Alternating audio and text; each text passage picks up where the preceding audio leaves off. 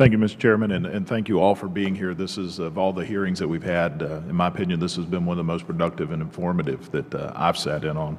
And one of the things that we're going to be doing in my office in the coming weeks is visiting with local law enforcement, our fusion centers within the district, because what I'm seeing with these lone wolf attacks, the calls for attackers that are already in the U.S., is going to be a reliance on local law enforcement. And with the recent attacks, it is a reminder to me, and I think to all of us, that these attacks are not against us as individuals, or not against us as citizens. They're attacks by those who are threatened or diametrically opposed to what we are as a people and what we have, which is freedom. You know, freedom of thought, freedom of ideas, freedom of religion. And in the case of Garland, Texas, was the freedom of speech. That was really what was being attacked. With that in mind, the American Freedom Defense Initiative and their contest seems to be, as some have said, incited these attacks. And understanding and knowing what happened with Charlie Hebdo in Paris, with which I was there just a few weeks ago in Paris with this CODEL, it would leave us to believe that this is a potential target. The first question, how far in advance of the event did our IC or counterterrorism know that this event was happening, and how do we find that out? Or was there coordination with them, or did this come from local law enforcement?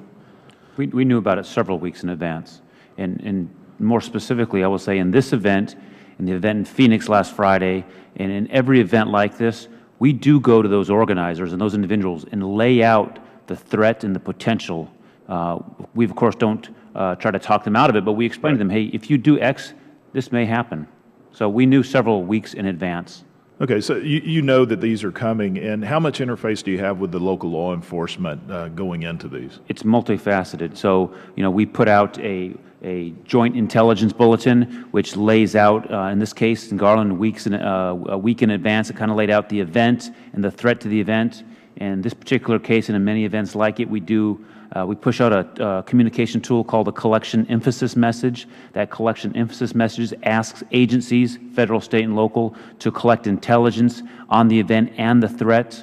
We put out tactical reports. We have, in many cases, depending on the size of the event, we have preparatory meetings with state and local, identifying who's going to have lead for crowd control, emergency response, tactical resources. It's a multi-layered approach that we take with every special event. Now, I know Mr. Rice asked one of the questions I was getting at, which was we have 15 years of tracking terrorism, terrorists and their activities, their threats, all the chatter. And so we've kind of got to where we can filter through what's just chatter and what's a valid threat. Is how responsive are local law enforcement to the threats that we're laying out? You know, do they tend to take them seriously? Yes, we spend a lot of time, DHS, NCTC, and the FBI, pushing that message at the local level through the field offices, as well as at the executive level. Just 2 weeks ago, we had a video teleconference that was led by the director of the FBI and the director of Homeland Security, where we laid out again the threat, the current threat. We do that periodically, so there's multiple levels of engagement. Today, I'm going to be talking to major city chiefs on this same topic. I would add, sir, that we've created a network in our fusion centers with our JTTFs across this country. Whenever an event occurs, there's someone up on the net saying, what's the impact in my community? And that's done over the Homeland Security Intelligence Network, or it's done over the law enforcement network of the FBI. Our local law enforcement partners understand their primary responsibility to protect their communities. They understand these risks threaten their communities, and they are hungry for information to help them prepare. And that's what we've tried to design, is a system that gets that information out to them, and once they get it, as they did in Garland, they take the appropriate action.